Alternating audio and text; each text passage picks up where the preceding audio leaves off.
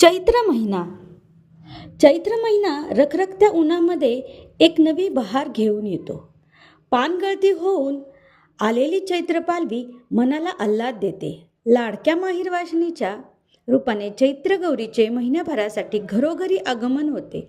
पूजेमधील अन्नपूर्णा निरनिराळ्या आसनावर बसून तिची मनोभावे पूजा केली जाते. तिला गोड नैवेद्य दाखवून नातेवाईक, आप्तेष्ट, आजूबाजूच्या सुवासिनींना हळदी कुंकवासाठी निमंत्रण केलं जातं. अन्नपूर्णा म्हणजे साक्षात पार्वतीच असून तिचा वास महिनाभर आपल्या घरी असतो.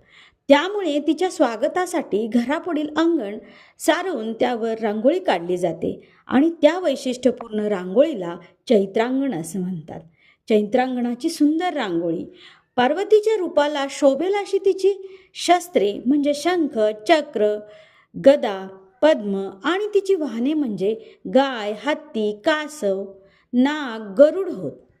आणि तिची सौभाग्याची लेणी म्हणजे फणी, करंडा, आरसा, मंगळसूत्र व सुवासिनींच्या ओटीचे ताट असून दारापुढे तुळशी वृंदावन, ओम, स्वस्तिक, आंबा, श्रीफळ, उंबर, पिंपळ वगैरे पूजनीय वृक्ष ही हिंदू संस्कृतीची प्रतीके म्हणजेच रंगीत रांगोळी भरून काढलेलं चैत्रांगण होय. गौरीचा लाडका पुत्र म्हणजे गणराय.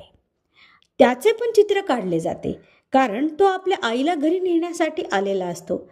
अशी ही छान कल्पना या चैत्रांगण रांगोळी मागे आहे. आणि ही रांगोळी काढणाऱ्याचे कौशल्य आहे खरे, पण ही रांगोळी काढल्यानंतर अतिशय सुरेख दिसते. कशी वाटली तुम्हाला ही चैत्रांगणाविषयीची माहिती? थँक्यू.